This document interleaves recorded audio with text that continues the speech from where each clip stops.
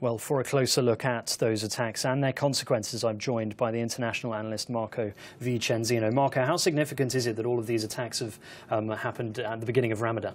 Enormous symbolism, because in recent years, Ramadan has become high season for jihadists. Secondly is the fact also that it's the first week of Ramadan. So these attacks set a precedent for the rest of the holy month. Thirdly, you have the fact that it is the first anniversary of ISIS, Islamic State, as ISIS, and in Arabic they call Daesh. And above all, the statements from the official spokesman of ISIS earlier in the week was the fact that he said specifically to mount attacks on what they call the Shiites, which was the Shiites, the apostates of the faith, being Sunnis themselves, who are fairly westernized or don't follow the faith in puritanical form like they do.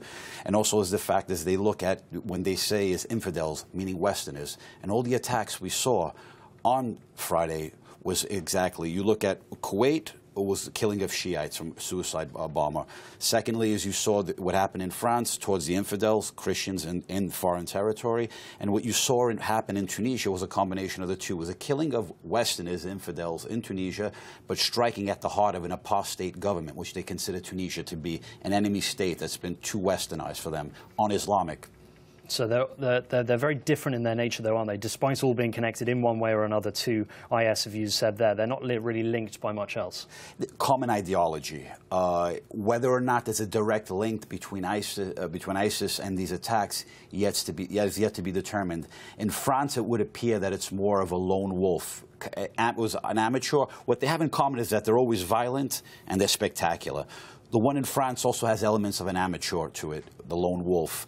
What you see happen in Tunisia is a possibility of a link. Usually these links is not sending resources, is not sending equipment. It also is communicating with them online, and also what you can have is a sending of money.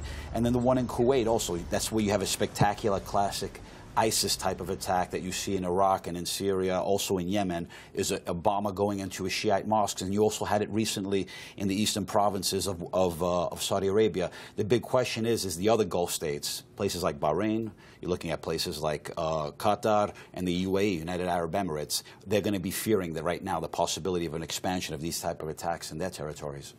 Just what impact have these attacks had on security arrangements around the world? We saw a few hours after the attacks on Friday that the British Prime Minister David Cameron called a security meeting to see what Britain was going to do. Has this sent shockwaves around the world? Is every government looking at their security arrangements? Definitely. You're looking at 3 different attacks in 3 different countries. Obviously, the one in Tunisia being where the holidaymakers are.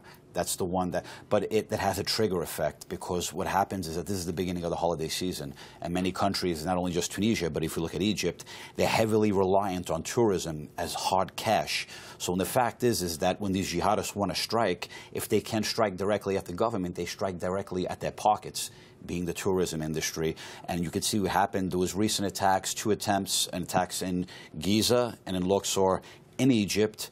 They managed not to kill any tourists, but it's also sending a signal to try to discourage tourists from coming in. Well, I was going to ask you about Tunisia, because we saw in the Bardo Museum attacks just how the big effect that had on their tourism industry. And Tunisia really is reliant on their tourism industry, isn't it? These 38 people killed, many of them British, nearly all of them foreign. That will have a real hammer blow effect, won't it, on their economy? The Minister of Tourism of Tunisia used the word called catastrophe.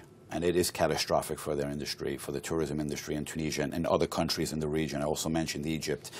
You look at the Bardo Museum attacks about 3 months ago. That was on a museum, and you can see that was cultural tourism.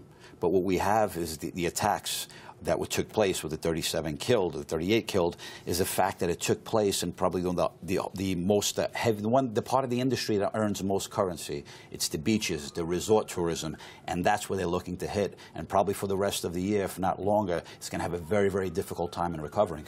IS have claimed responsibility for the attack in Tunisia, but the attacker had never left the country, so there were clearly other people involved, other people who had motivated him to do this.